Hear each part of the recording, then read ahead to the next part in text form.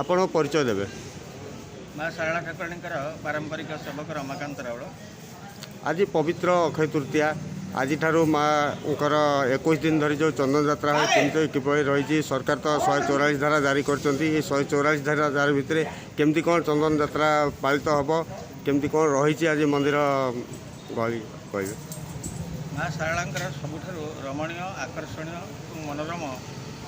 दीर्घकालीन यात्रा हूँ चंदन यात्रा जहाँ पवित्र अक्षय तृतीया आरंभ हो दीर्घ 21 दिन पर्यंत पालन कराए। पुरी श्रीक्षेत्र में गोटे बेला चंदन यात्रा करा बेले सारला पाखे दिवारात्रि चाप खेल एक अन्य स्वतंत्र परंपरा सृष्टि कर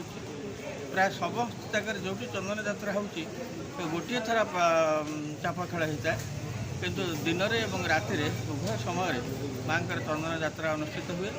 विगत वर्ष कोविड कटकणा जो मंदिर चारिकांथ भितर बेढ़ा भितर ही माँकर यही चंदन यात्रा को पालन कर प्रतीकात्मक भाव में चलित वर्ष से प्रकार रोक लगे प्रशासन किंतु सारलांकर समस्त सेवायत मान भीतर तीव्र उत्तेजना प्रकाश पाइला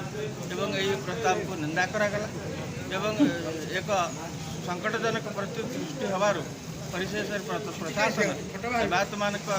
दाबी निकट में मुंड नुआईला एवं कोविड कटकणा भितर माँ चंदन यात्रा अनुष्ठित हुए हम मध्याह्न 12टा बेले माँ बड़सिंहार बेश चंदन लगी जहाँ बड़पंडा द्वारा संपन्न होता है एवं समस्त सेवायत माने से समय सेवा गीतिका गान करें मध्याह्न 12टा बेले चाप खेल अनुष्ठित हो। चाप खेल पर ठाकुराणी चलती प्रतिमा एक चंदन कुंडी भितर चंदन पुष्करण मध्य भाग मंदिर से अवस्थापन करती 4टा बेले सुसज्जित बेश कराए संध्या आरती कराए काट भोग कराए पुनश्च चाप खेलिला राति विढ़ माँ से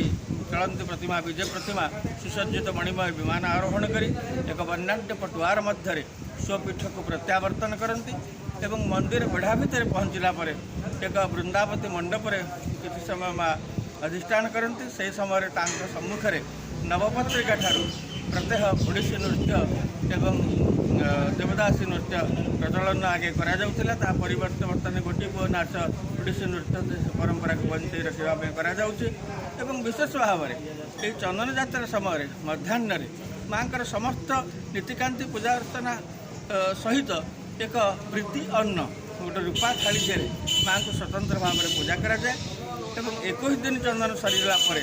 22 दिन हलदी खेल भोग हुए जो सारलांकर जिते सेवायत मान रही पंडा सेवक ठार आरंभ कर सतीशा निजोग से समस्त भोग करती किंतु निजे भोग करती से भोग सेदिन हुए से चंदन कुंडी भितर को डंगार जाकर चूड़ा घसा रसावली विभिन्न प्रकार फलमूल माँ को भोग कर परस्पर बंधुबांधव आत्मीय स्वजन भितर बंटन करते किंतु दुखर कथा प्रशासन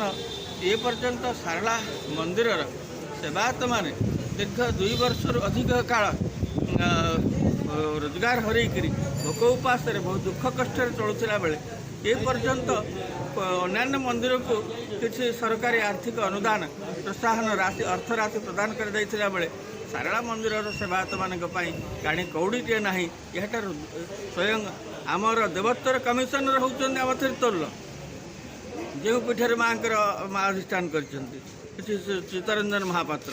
एवं जिलापाल संग्राम केसरी महापात्र आम तीर्तोल अंचल ये सारला मंदिर बर्तमान इंटरिम ट्रस्टी बा ट्रस्ट बोर्ड सभापति अच्छा ये सब थाई निकट दाबी बारंबार दाबी करने खाली प्रतिश्रुति ही प्रतिश्रुति रही जाऊँगी तेणु ए दिगरे राज्य सरकार देवोत्तर विभाग एवं जिला प्रशासन यार पुनर्विचार कर यथार्थ न्याय देवाई आम माँ सेवायत मान तरफ निवेदन करुँ दृढ़ भाव